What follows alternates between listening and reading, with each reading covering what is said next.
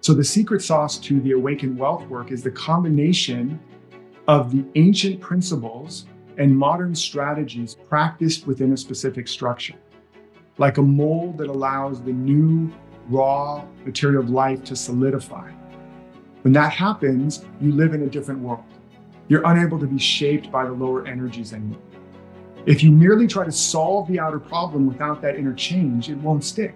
That's why Einstein said you cannot solve a problem at the level of thinking that created it. But when you do embody this, the world can spin in its crazy orbit, but it won't touch you. Again, like Einstein said, arrows of hate have been shot in my direction many times. They came from a world I no longer inhabited. So it's about taking what we're talking about and what I'm going to show you by the end, how to put it all together.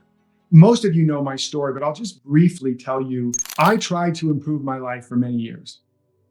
And all I improved was my ability to describe why my life was so messed up. Right? I got very good at telling you why nothing was working. And eventually it drove me I was so frustrated, it drove me to get addicted to drugs and alcohol and almost died of an overdose. And after that, I redoubled my efforts and I figured I just have to work harder, work smarter, and attract better. And as a result of that, things got better for a moment. But I was doing a movie and everything went sideways, and I prayed to get lost from everything, and I went diving in a coral reef.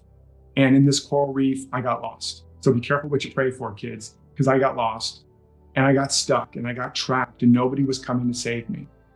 And without telling you the whole ordeal, eventually I knew I wasn't going to make it out. And I had a moment where I knew I was going to drown, and all that was left was to surrender. And in that moment of absolute surrender, there was a vision. I saw the light, literally, and I saw that the self I've been trying to fix, change, heal, and improve could never be improved upon, no matter what I did, because it was a fictional character. It was an amalgamation of all of these collective beliefs, parental fantasy, peer pressure, everything that I've been telling you about. And I kept trying to fix my life from this false identity and map of reality. But also at the same time, I could see another self. And this self had never been hurt or damaged. So he didn't need to be fixed or healed or improved. And he was already perfect and whole. So he literally couldn't be improved upon. And I was able to get free from that labyrinth of coral, but I realized that it was a whole metaphor for my life. And maybe many of you feel like that. You're swimming around following all these brightly colored objects, but it shattered something in me. It cracked open. Humpty Dumpty fell off the wall and it cracked open. And I became a monk for a few years to understand what had happened in me. And what had happened was I discovered the beginning of this true principle, that there's already a pattern in you of infinite potential, prosperity, and purpose. You need to reconnect to that. You need to know how to open out a way for that imprisoned splendor to escape. That revelation took me from broken, and suicidal to all the things that I was telling you about. Very fast, too. Like in the first year, my whole life had turned around. And I mean, it was desperate. And it turned around. This is, again, not just theoretical. And there's an energy and a frequency to this.